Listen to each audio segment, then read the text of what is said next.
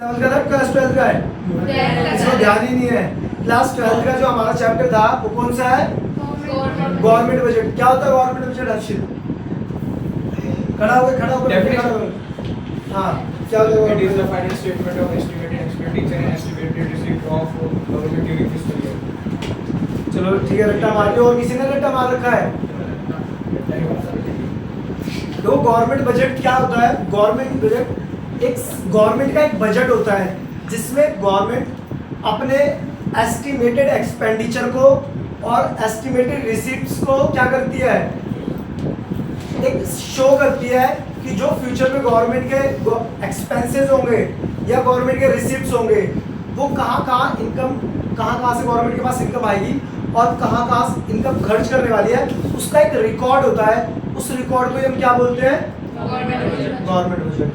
Government budget Bharat के अंदर कब प्रेजेंट करा जाता है? भारत का गवर्नमेंट बजट फिस्कल ईयर में प्रेजेंट करा जाता है। किस डेट को प्रेजेंट करा जाता है? फर्स्ट। Very good. इसको प्रेजेंट कौन करता है? फाइनेंस मिनिस्टर प्रेजेंट करते हैं। Very good. अच्छा, वैसे हमारे जो टॉपिक्स थे, मीनिंग हमारा हो गया था meaning of government budget, objective of government budget, components of government budget, types of government budget. कितने टाइप के थे?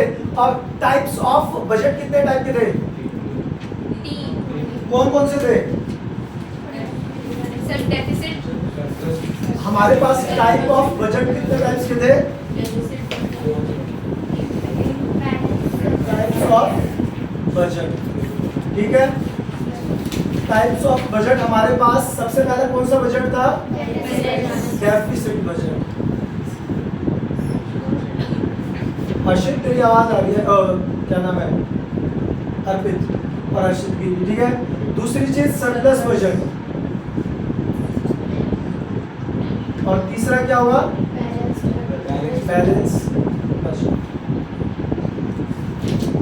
अब हर्षित नेहरा खड़े हो जाओ एक बार। डेफिसिट बजट कौन सा बजट होता है? जब हमारा total expenditure is greater than total receipts. For example, हमारे पास जो खर्चे हैं वो है 1000 करोड़ के और हमारी इनकम कितनी है? 800 करोड़ की। जब ऐसा बजट होगा, ठीक है, जब हमारे पास एक्सपेंडिचर हमारे ज्यादा हो रहे होंगे और हमारी रिसीट्स कम होंगी तो उसको हम क्या बोलेंगे? Deficit budget. आप खड़े हो जाओ। सरप्लस बजट क्या होता है? टोटल एक्सपेंडिचर कम होता है टोटल रेवेन्यू। Very good. जब हमारे टोटल एक्सपेंडिचर जो क्या होता है? कम होता है। किसके अगेंस्ट? टोटल रिवेन्यू के अगेंस्ट। एग्जांपल करें इसका हम, अगर मान लो 1000 करोड़ हमारा टोटल एक्सपेंडिचर है बट जो हमारे रिसीट्स हैं वो कितने हैं? 1200 करोड़। तो ये कैसा बजट माना जाएगा? सरप्लस बजट माना जाएगा। ये हमने लास्ट क्लास में कर था। और लास्ट में जब दोनों इक्वल होते हैं तो ये क्या होता है? Balance budget. For example, 1000 crore हमारा रिसीट भी था और खर्चा भी कितना था हमारा? 1000 करोड़ का। तो ये कौन सा बजट होता है? Balance budget.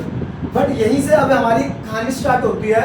आगे हमारे पास या तो डेफिसिट बजट होगा या तो सरप्लस बजट होगा या बैलेंस बजट। ठीक है, मैंने आप लोगों को बताया था विद ड्यू रीजन कि कौन सा बजट आगे, कौन सा बजट आगे चलेगा और उसका रीजन क्या है। किसी को याद है क्लास के अंदर कौन सा बजट हम आगे लेकर चलेंगे कंटिन्यू? या तो हमें डेफिसिट बजट होगा या सरप्लस बजट होगा या बैलेंस बजट होगा। ये तो सबको याद है। कौन सा होगा? डेफिसिट बजट होगा। बट डेफिसिट बजट क्यों होगा? कौन बताएगा? सर खड़े हो जाओ।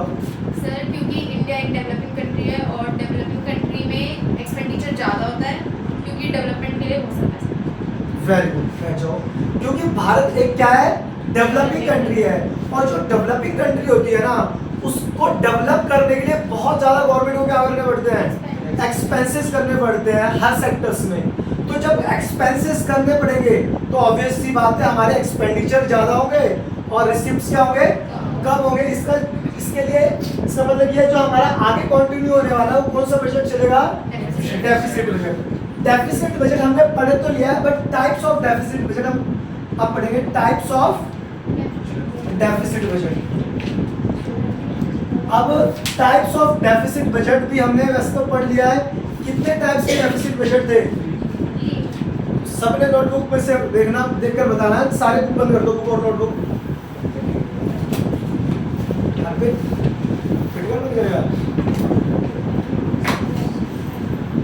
ठीक है, पहला बजट कौन सा होता है?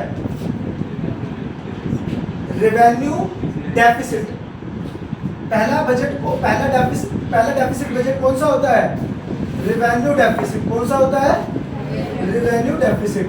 अक्षर आप बताओ, इसको रेवेन्यू डेफिसिट को अगर हमें कैलकुलेट करना है या मेजर करना है तो कैसे इसको कैलकुलेट या मेजर करा जाएगा? कोई और बताएगा? रेवेन्यू डेफिसिट कैसे कैलकुलेट करा जाएगा? Revenue receives. देखो हमारा डेफिसिट कौन सा है?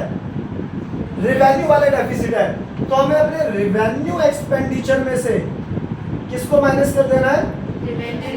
रेवेन्यू रिसीव्स को। वेरी गुड, चलो ठीक है। आज इसके हमें प्रैक्टिकल क्वेश्चन करने हैं, ठीक है। दूसरा बजट कौन सा, दूसरा डेफिसिट कौन सा? खड़ा हो जाओ बेटा, देखो ज्यादा ऐसे आ रही है, खड़ा हो। Fiscal deficit. फिस्कल डेफिसिट का फॉर्मूला क्या होता है? इसकी बुक बंद कर दो हमारे इसके सामने से।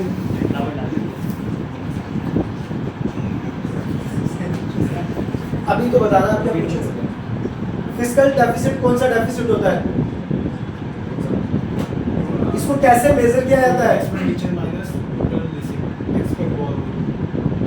एक्सेप्ट बोरिंग, टोटल एक्सपेंडिचर बैठ जा minus total receipts except borrowing. अच्छा, इसका एक और फॉर्म, इसके वैसे दो और फॉर्मूले हैं। 1 by 1 करके कौन बताएगा इसको और किस तरीके से कैलकुलेट करा जा सकता है?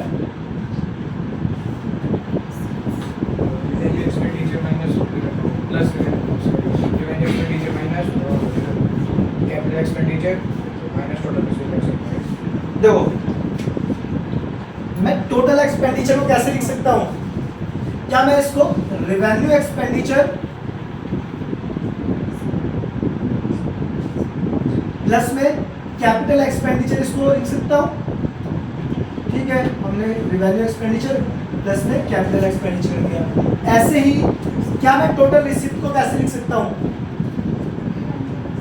रेवेन्यू रिसीप्ट्स प्लस में कैपिटल रिसीप्ट्स। और जैसे कि हमारे ऊपर क्वेश्चन था एक्सेप्ट,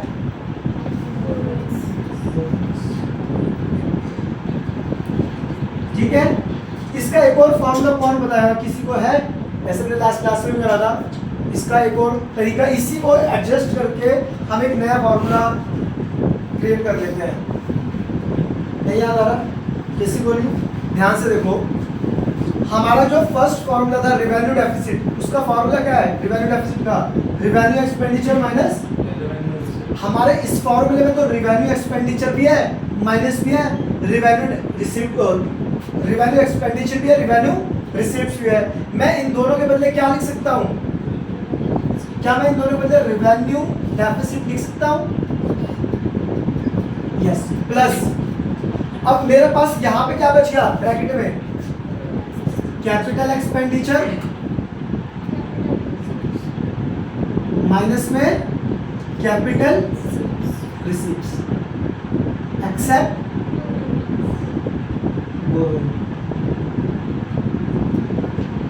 ठीक है। तो ये आपका 3 फॉर्मूले इस तरीके से बन जाते हैं किसके? फिस्कल डेफिसिट के। और थर्ड हमारे पास फॉर्मूला क्या था? Primary deficit. प्राइमरी डेफिसिट का फॉर्मूला क्या है? किसी बना दे तो इजी था। स्नेल कह रहा हूँ, पायल के अलावा कोई और बताएगा? अर्शित के अलावा? सेल आपको याद है? Physical deficit minus interest. Physical थप्पड़ मारूंगा जो भी है। फिजिकल बोला है? क्या बोला? खड़ा हुआ? फिजिकल। हाँ, physical deficit, physical deficit minus में इंटरेस्ट पेमेंट इंटरेस्ट पेमेंट। ठीक है, तो ये आपका कौन सा बन जा रहा है डेफिसिट, प्राइमरी डेफिसिट। मतलब इसका रीजन है कि जब हमें प्राइमरी डेफिसिट, जब हमें फिजिकल डेफिसिट पता चल गया है तो हमें प्राइमरी डेफिसिट क्यों पता करना है। प्राइमरी डेफिसिट क्या है बेसिकली बच्चों, प्राइमरी डेफिसिट ये है कि गवर्नमेंट ने जितना भी खर्चा, गवर्नमेंट का जितना भी डेफिसिट हुआ है टोटल में, वो ये पूछना चाहते हैं, वो पता लगाना चाहते हैं कि उनका डेवलपमेंट के लिए कितना डेफिसिट हुआ है। क्योंकि इंटरेस्ट पेमेंट तो देश की कोई डेवलपमेंट नहीं करेगा, इंटरेस्ट से कोई डेवलपमेंट होगा क्या भाई। किसी से हमने लोन लिया था, उसकी इंटरेस्ट चुका दिया हमने, कह रहा उसके अलावा जो डेफिसिट आपका बचा वो किस चीज़ के लिए था, देश के डेवलपमेंट के लिए होगा। कितना देश के डेवलपमेंट के लिए आपने उसको यूज़ करा। अच्छा एक चीज़ और है बच्चा, फिजिकल डेफिसिट जो होता है ना हमारा टोटल बोरोइंग के इक्वल होता है। फिजिकल जो डेफिसिट होता है किसके इक्वल होता है, जब हमें कोई इंफॉर्मेशन नहीं दे रखी होगी, जब हमें कोई इंफॉर्मेशन नहीं दी होगी और क्वेश्चन में सिर्फ टोटल बोरोइंग्स दिए होंगे और क्वेश्चन में पूछा आप फिजिकल डेफिसिट निकालो, तो फिजिकल डेफिसिट इक्वल टू क्या हो जाएगा, टोटल बोरोइंग। क्वेश्चन आएगा तब हम और अच्छे तरीके से कर लेंगे। मैं ऊपर का स्पेस बिठा के, आप बुक ओपन कर लो, कुछ क्वेश्चंस सॉल्व करते हैं। यहाँ पर एक ही बुक है, एक बुक है। चलो अभी हम क्वेश्चन करते हैं।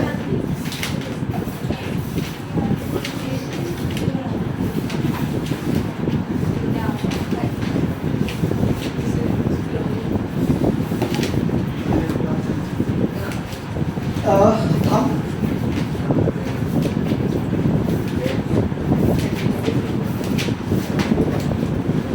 क्वेश्चन नंबर आप लोग 5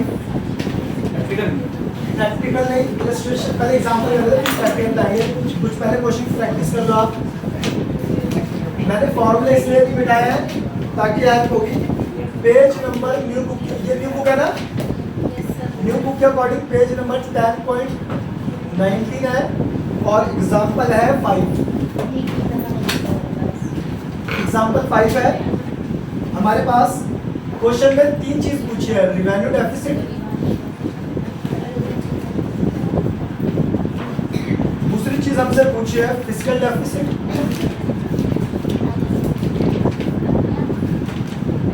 और तीसरी चीज हमसे पूछी है प्राइमरी डेफिसिट। ठीक है, हमारे पास क्वेश्चन में सबसे पहले हमें क्या कैलकुलेट करना है, रिवेन्यू डेफिसिट। तो पहले हम कैलकुलेट करते हैं रिवेन्यू डेफिसिट। ठीक है, रिवेन्यू डेफिसिट का फॉर्मूला किसको याद है, हमने करा दिया है। क्या होता है, revenue expenditure minus revenue receipts. ठीक है, तो रिवेन्यू एक्सपेंडिचर कितना दे रखा है क्वेश्चन में, 100। अच्छा सारी हमें मान लो करोड़ में वैल्यू, तो करोड़ लिख लेंगे, अरब में लिख लेते लोग। ठीक है, और हमारे पास रिवेन्यू रिसीट्स कितने दे रखे हैं, 80 अरब। तो हमारे पास रिवेन्यू डेफिसिट कितना आ गया, 20 अरब का। कोई दिक्कत कोई परेशानी नहीं है, किसी को भी नहीं है। दिशा, हिमांशी, कोई प्रॉब्लम नहीं है आपको, किसी को, इजी सा क्वेश्चन है। दूसरा, अच्छा मेरे को क्वेश्चन हमारे पास capital borrowing, sorry capital receipts net of borrowing, net of borrowing. Net of borrowing का मतलब ये बोल रहा है इसके अंदर बोरोइंग इंक्लूड नहीं है, नहीं है, कह रहा नहीं है इसके अंदर। रिवेन्यू एक्सपेंडिचर हमें कितने दे रखे हैं, 100। थर्ड, इंटरेस्ट पेमेंट कितनी दे रखी है हमें,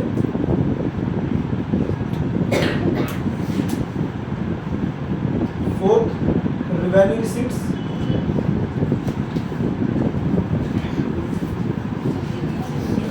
5वां कैपिटल एक्सपेंडिचर।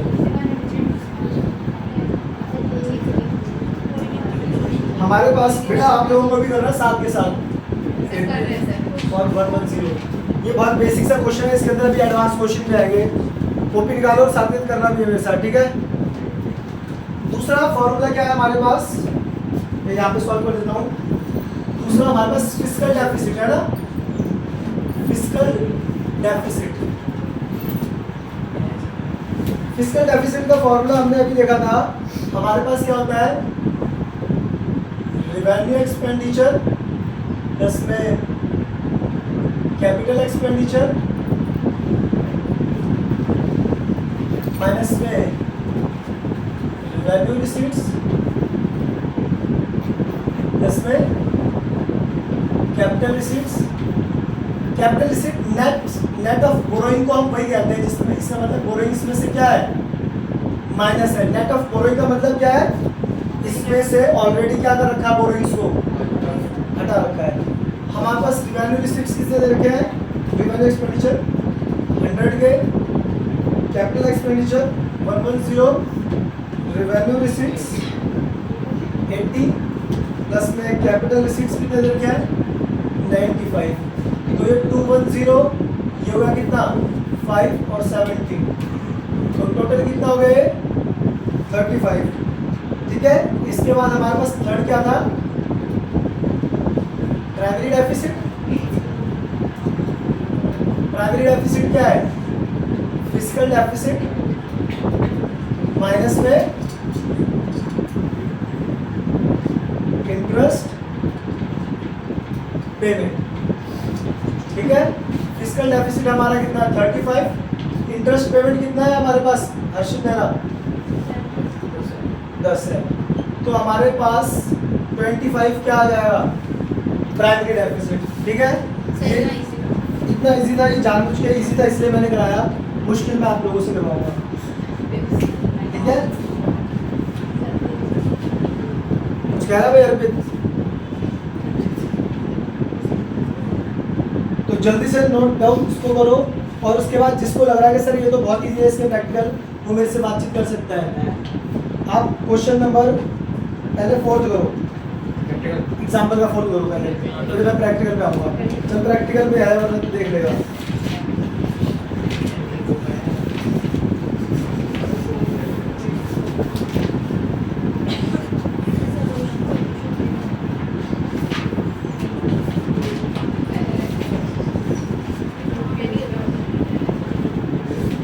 सर आंसर दिया हुआ है आंसर ये हुआ आंसर दिया से कोई सर, इशू नहीं है सर यहाँ पे दूसरा फॉर्मूला भी लगा सकते हैं भाई।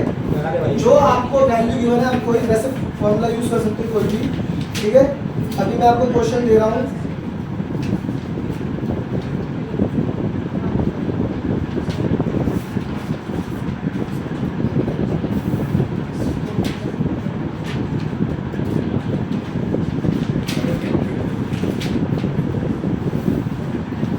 क्वेश्चन प्रैक्टिकल का क्वेश्चन नंबर 4 करके दिखा भाई हर्षित, जिनको साथ ही लग रहे हो। और आप लोग क्वेश्चन नंबर 7 करो।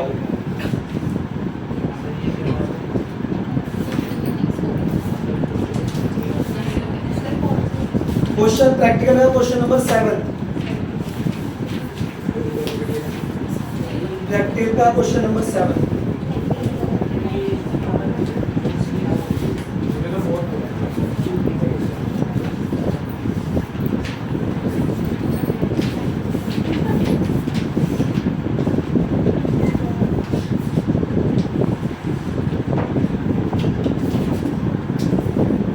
सर नीचे वाला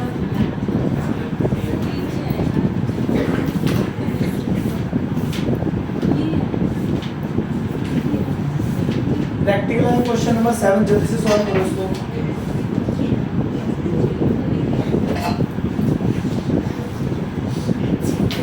हो गया हर्षित? 10.56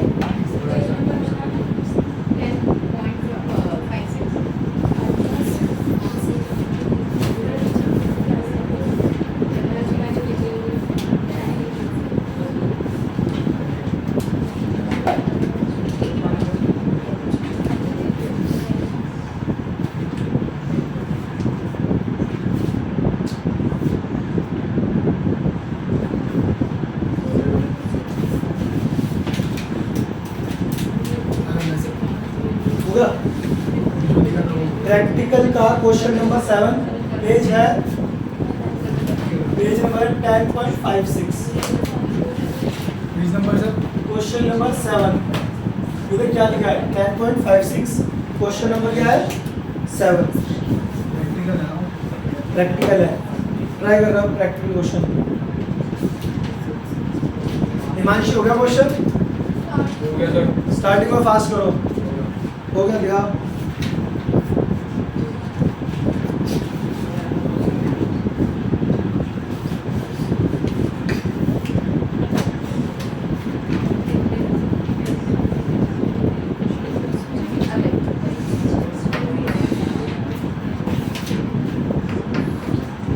इंटरेस्ट पेमेंट अवेलेबल करेगा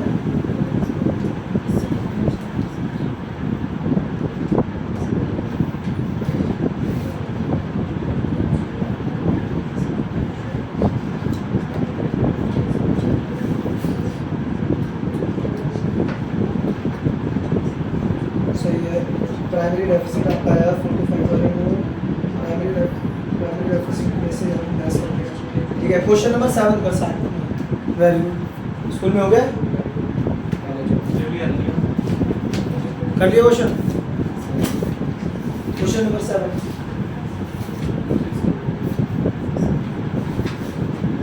6 का 7 का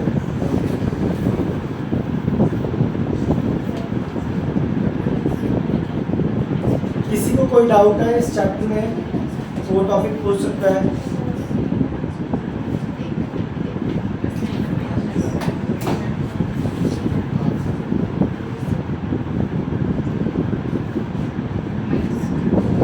आज कोई दूसरी बुक लेकर आया इंडियन इकोनॉमिक डेवलपमेंट की नेक्स्ट क्लास से हम आज इसकी जितनी प्रैक्टिस करनी है आज की क्लास में कर लेते हैं आपको कोई डाउट्स होंगे तो आप पूछते रहना नेक्स्ट क्लास में हम इंडियन इकोनॉमिक डेवलपमेंट का चैप्टर शुरू करेंगे चैप्टर नंबर 3 ठीक है उसके बैक टू बैक 2 चैप्टर करते हैं हमें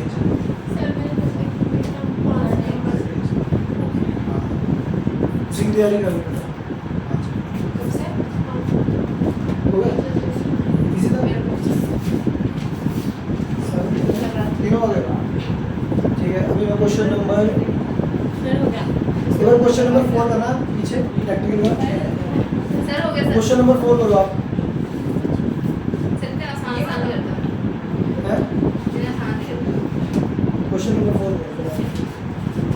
इसका क्वेश्चन नंबर 10 करना है क्वेश्चन नंबर 4 और फिर 10 इस तरीके से सीरीज में चलना आपको ठीक है सर हम पेन टेन करना पहले 10 कर लो ये तीनों क्वेश्चन कर लोगे तभी आज छुट्टी हो पाएगी आज की हो गया है नहीं से आप पहले लोगे वो जिसके हो जाएगा उसको रुक जाओ कम से कम 3 क्वेश्चन देने हैं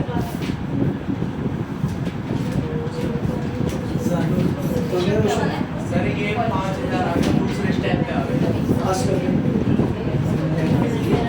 सर पेन सर आपने आज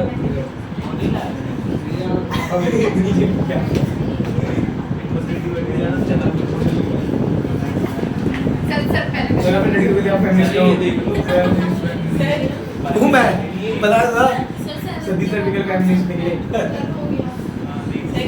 चश्मा बन दो अपना देखने का नजरिया चश्मा पहना ही नहीं है वो नंबर का है वो नजरिया सर हो गया हो गया वेरी गुड सही आ गए तीनों के आंसर क्वेश्चन 2 और क्वेश्चन 4 और 10 इनको भी कंप्लीट करना है क्या होगा सर सारे इतने 3 क्वेश्चन है क्या होगा पेन आगे लेके आ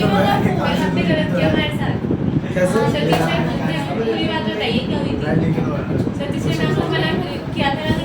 हाँ सर आपने अपना धोखा कर दिया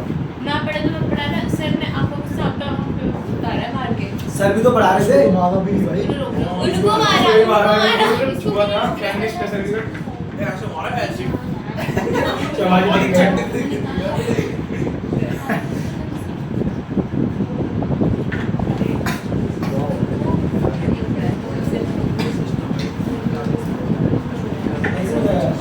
क्वेश्चन देखो क्या किया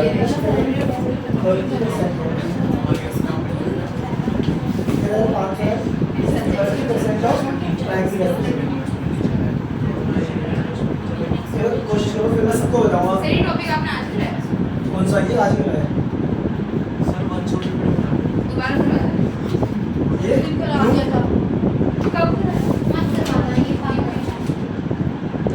मैं सर ये प्रिपेयर किया था ये सब नहीं पढ़नी है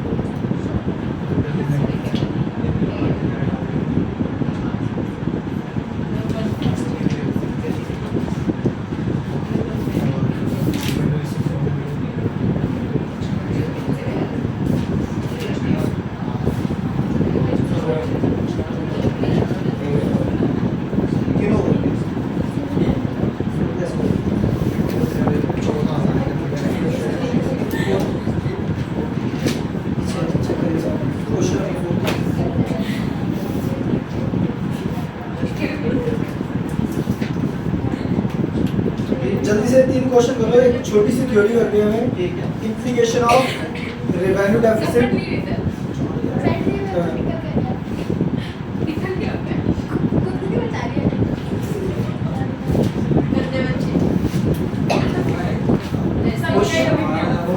क्वेश्चन नंबर 4 कितने क्वेश्चन हो गए? 10 कर दो। क्वेश्चन नंबर 4 देखते हैं कितने बच्चों को पता भी है। हो गया सर 7 आंसर आ गए 7वां आंसर आ गया। क्वेश्चन नंबर 5 चलो समझ नहीं आ रहा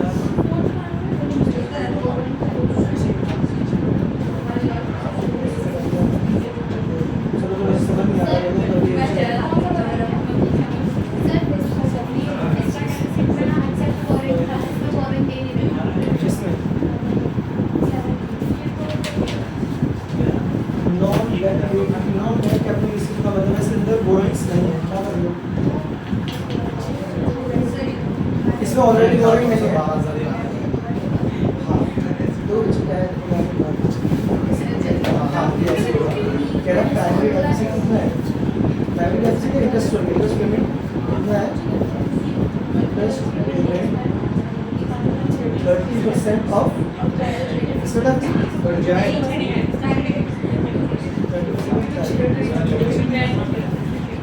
इंटरेस्ट पेमेंट है 500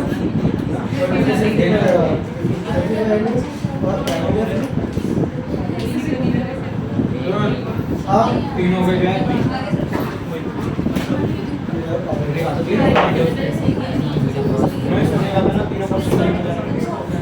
हाँ भाई रुक जाओ, अभी टॉपिक करना है एक छोटा सा, इम्प्लीकेशन ऑफ फिस्कल डेफिसिट।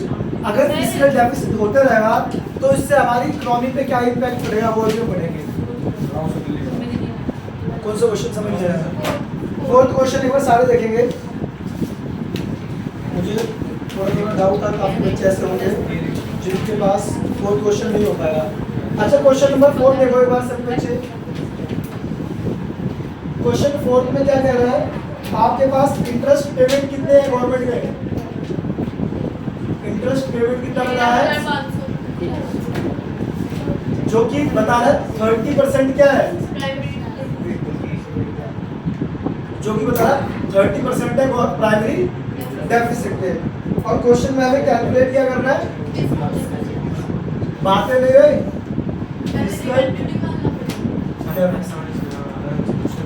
अब मुझे फिस्कल डेफिसिट निकालना और इंटरेस्ट पेमेंट गिवन है तो मुझे कुछ एक वो वाला फॉर्मूला याद आ रहा है जो हमारा था प्राइमरी डेफिसिट। क्योंकि तीनों वैल्यू ये प्राइमरी डेफिसिट का फॉर्मूला क्या होता है? फिस्कल डेफिसिट माइनस में इंटरेस्ट 45,000। अच्छा हमारे पास क्या कौन सी वैल्यू गिवन है? इंटरेस्ट पेमेंट गिवन है। इंटरेस्ट पेमेंट कितनी है? 13,500। हमें प्राइमरी डेफिसिट कितना बता रहा है? 30% ऑफ। अच्छा इसमें बताना है कि ना इंटरेस्ट पेमेंट आ गया। देखो हमारे पास एक वैल्यू और गिवन है यहाँ पर यहाँ पर थोड़ी सी हेल्प ले सकते हैं हम, यहाँ पे थोड़ा सा वर्किंग नोट का पार्ट कर सकते हैं। हमें क्वेश्चन में क्या बोल रहा है, हमें क्वेश्चन में बोला जो हमारे इंटरेस्ट पेमेंट है ना वो किसके इक्वल है, वो किसके इक्वल है, वो है आपके this is 30% of primary deficit. जो इंटरेस्ट पेमेंट है वो 30% ऑफ प्राइमरी डेफिसिट है। समझ गए? मतलब प्राइमरी डेफिसिट का 30% क्या है हमारे पास, समझ में आ रहा है? क्वेश्चन में ये लिखा है जो प्राइमरी डेफिसिट है अगर मैं 30% करूंगा तो जो उसकी वैल्यू आएगी वो किसके बराबर होगी, इंटरेस्ट पेमेंट। अब हमें ये बता रखा है, ये हमें कितना बता रखा है, 30% को मैं 30/100 और प्राइमरी डेफिसिट प्रेजेंट इज लिख लूंगा। अब मैं प्राइमरी डेफिसिट निकालना है 30/500 इंटू में 100 अपॉन में 30, ये हो गया हमारे पास प्राइमरी डेफिसिट। ये वैल्यू कट जाएगी 3 4 12 3 5 15, कितना हो गया 45,000 हो गया। ठीक है, प्राइमरी डेफिसिट।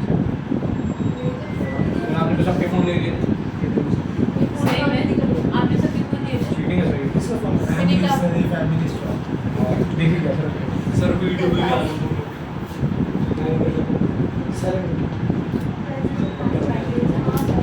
ठीक है, तो इतनी बात है बेटा, अगर क्वेश्चन पे फोकस कर लो, आपको पीछे समझ में आ रहा है। उसके बाद हमारे पास इसकी वैल्यू कितनी आएगी, 45,000 क्या 100 है, सब 45,000 1000 है ना। ठीक है, तो हमारे पास प्राइमरी डेफिसिट होगा 45,000, फिस्कल डेफिसिट हमारे पास आ जाएगा। फिस्कल डेफिसिट की वैल्यू कितनी हो जाएगी 45,000 प्लस में 13,500,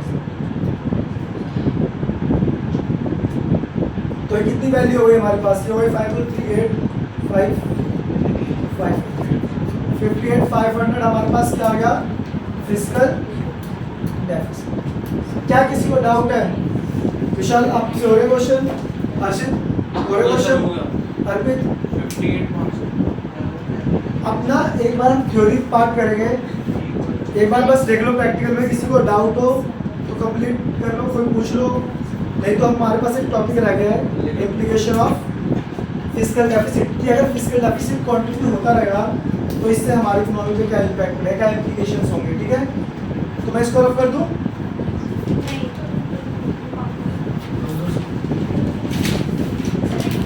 जो कोई कुछ नोटिंग कर रहे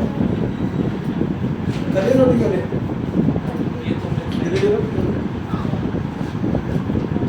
विशाल नोट नहीं देने से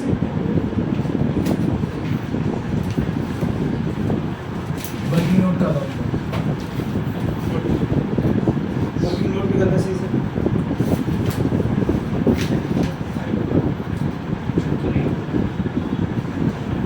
देव कर रहे हो आप नोट, क्यों कंप्लीट लेकर आए, क्यों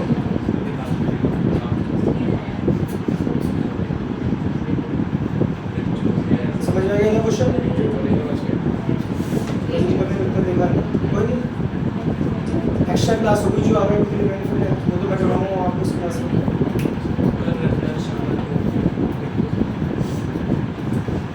हो गया मतलब कौन सी है?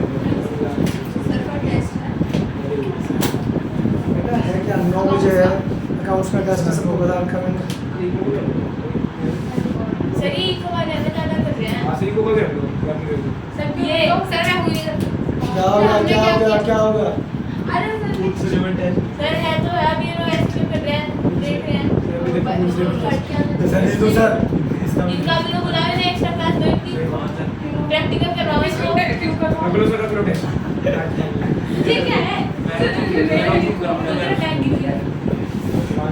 सही जो बोल रहे हैं ना ये इकोनॉमिक्स वाले जो बच्चा है ये ज्यादा खुश हो गए।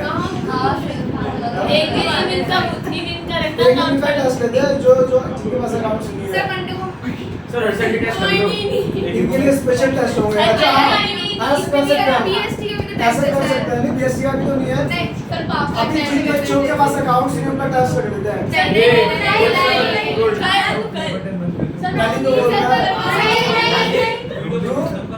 मैं हमें नहीं कोई दे रहा हूं, टाउन जा रही हूं काम है मेरा सर मैं भी जा रही हूँ क्या हट जाएगा ये। तू जा रहा है नहीं कर रहा है?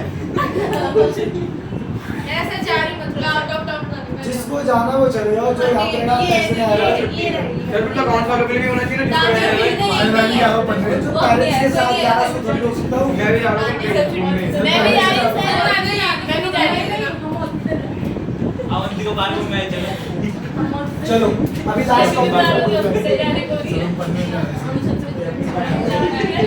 मैं बता रही हूँ देखो सच में प्रिपरेशन एक दिन में नहीं हो पाएगी ऐसे मजाक कर रहे हो सीरियसली फिर कह रहे सर सीरियस नहीं लेना होता। सर इनको लग रहा है मजाक हो रहा है That's अब तो रखना पड़ेगा अब तो रखना ठीक है पड़ेगा भाई, इसी का रिव्यू नॉर्मल कॉल से में नहीं मुझे आ लगता है।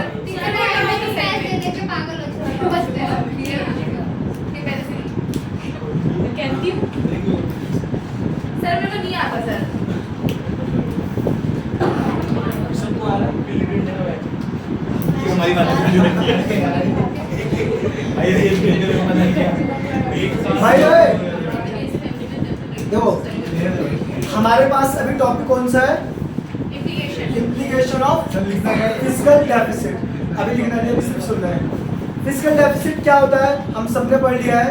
जब हमारे एक्सपेंडिचर ज़्यादा हो जाते हैं किससे? टोटल रिसीव से, तो उसको हम क्या बोलते हैं? Fiscal deficit. आप खुद सोचो किसी भी कंट्री के अंदर अगर ऐसा लगातार चलता रहा कि आपके पास खर्चे ज़्यादा होते रहे और रिसीव्स आपके कम रहे, तो अब आप क्या करोगे? डेवलपमेंट कर रहे हैं तो आपको पैसा क्या करना पड़ेगा? बोरो करना पड़ेगा। अब अगर आप बोरो करोगे, किसी से पैसा लोगे, तो वो चुकाना भी पड़ेगा ना। अब उस पैसे को पे करने के लिए, रीपे करने के लिए आप किसी और से क्या करोगे? लोन लोगे और उसको रीपे करोगे। फिर उस जो सेकंड पर्सन से लोन लिया है उसका लोन रीपे करने के लिए हम किसी थर्ड पर्सन से लोन लेंगे और उसको चुकाएंगे। इस तरीके से हम क्या हो जाएंगे? डेट ट्रैप में फंस जाएंगे। क्या पहला पॉइंट किसी को समझ में आया या नहीं समझ में आया? हर्षित क्या समझ में आया बताइए जल्दी से। मतलब आप लोन लोगे, फिर जिसको नहीं लेना था उसको कर दोगे, फिर थर्ड पर्सन से लोन लेके जिससे लोन लिया था उसको दोगे।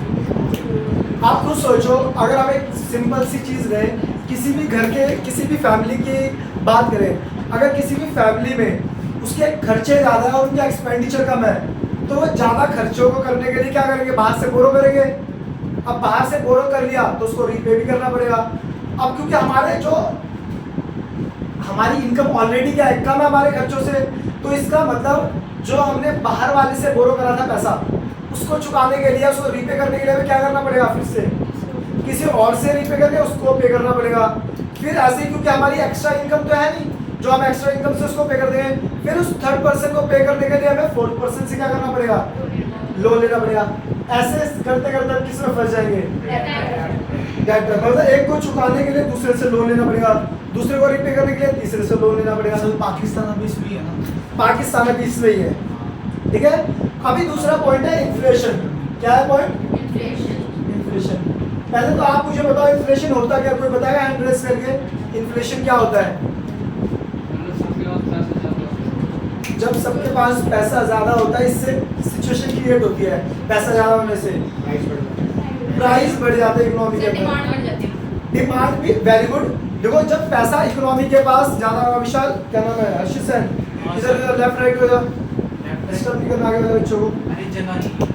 इन्फ्लेशन होने का रीजन क्या होता है? इकोनॉमी के अंदर मनी सप्लाई का क्या हो जाना? बढ़ जाना।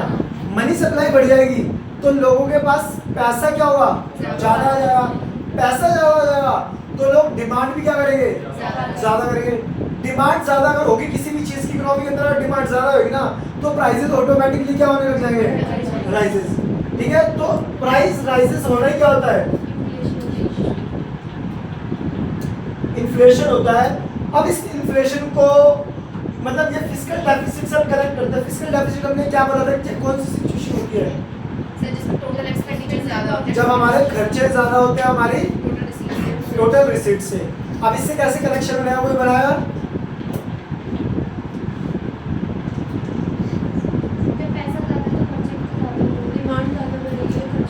जब आप खर्चे ज्यादा कर रहे हो, आपका एक्सपेंडिचर ज्यादा हो रहा है ना, एक्सपेंडिचर ज्यादा हो रहा है तो लोगों के देखो, अगर मैं मानूं एक्सपेंडिचर इकोनॉमी में ज्यादा हो रहा है तो लोगों के पास इनकम जनरेट होगी।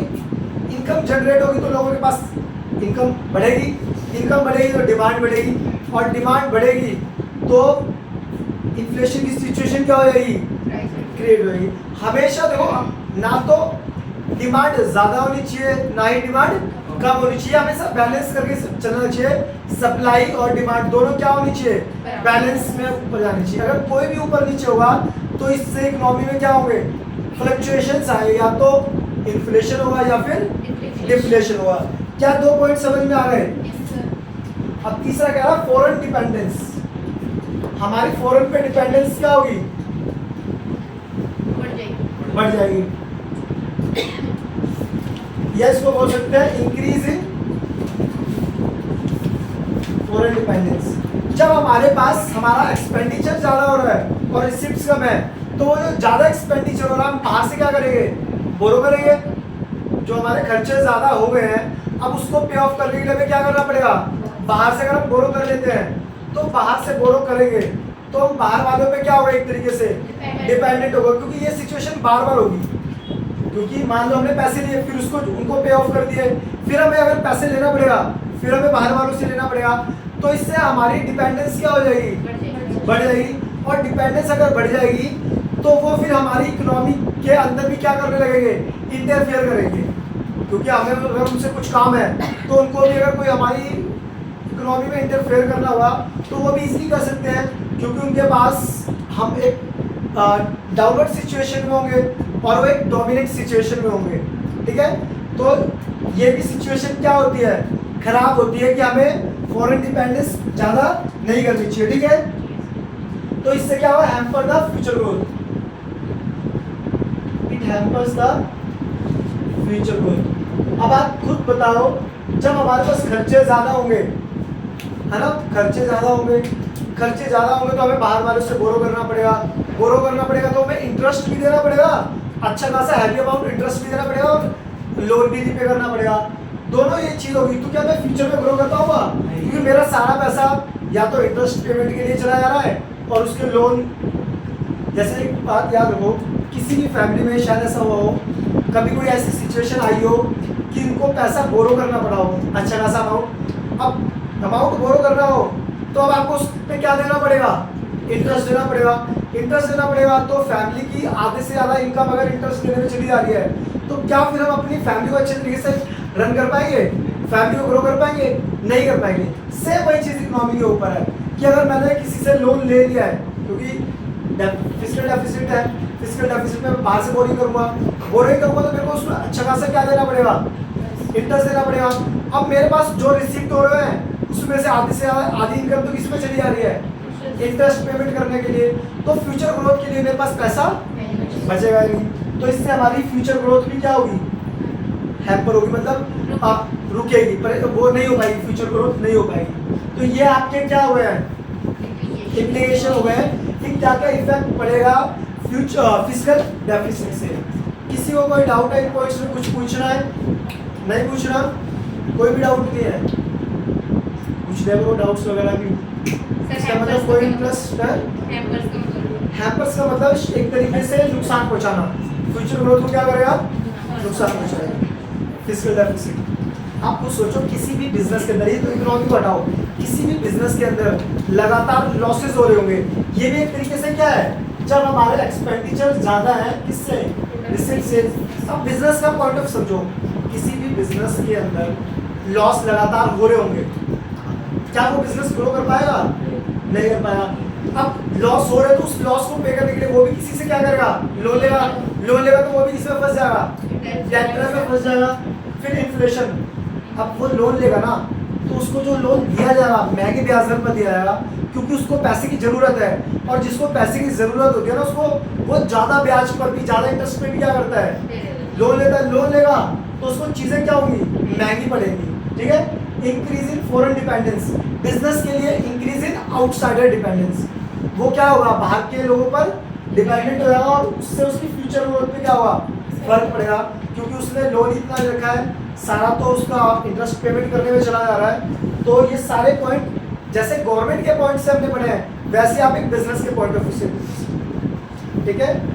कोई डाउट हो तो आप डिस्कस कर सकते हो, कुछ पूछना हो इसके रिगार्डिंग, कोई भी प्रैक्टिकल सिचुएशन, स्कूल में कुछ पढ़ाओ किसी ने।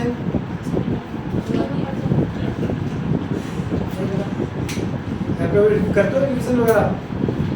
सर हाँ एक मिनट फोन में डाउट है? अरे उस दिन था ना तो मैंने लिख दिया नॉर्मल है कौन सा नॉर्मल? सबका बांट दूंगा, टाइम तो मुझे सर टाइम हो गया 5 मिनट ऊपर हो गया तो एक्स्ट्रा वो वाला जो बचा हाँ ये नॉर्मल फोन, सर मैं अभी लिख क्या करूँ यहाँ तो कोई दिख रहा है?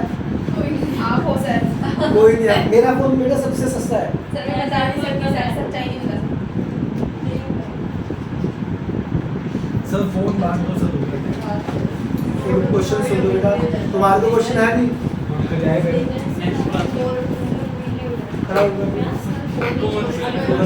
सर सर सुनो सुनो सारे ध्यान से सुनेंगे क्वेश्चन। मैं पढ़ के बता देती ना लोग जो टैक्स देते हैं whether it's direct or indirect तो वो गवर्नमेंट की इनकम होती है राइट राइट। तो फिर वो पैसा आगे जाता है एक स्टोर कहाँ होता है स्टोर गवर्नमेंट ऑफ इंडिया का एक वो है ट्रेजरर, जिसको आरबीआई मेंटेन करती है। ऐसा भी है हाँ, तो चोरी नहीं होती चोरी नहीं होती है। अरे फिर जैसे लोग तो करके नहीं करते आई थिंक तो बहुत आसपास घर में नहीं कर पाते बेचारा। हजार बोले थे ना शुरू में उठाने अब ये छोटा स्कैनर है। अभी छोटा ही घर पे अभी घर तक है, 1000 बोले मसूरी कराते बस। चलो ठीक है, ओके आज की क्लास में चल रहे हैं, पैक ऑफ करते हैं, ठीक है? सर सर पूरी वीडियो बता सर, सर। सर इसमें इंट्रोडक्शन दे दो वो मार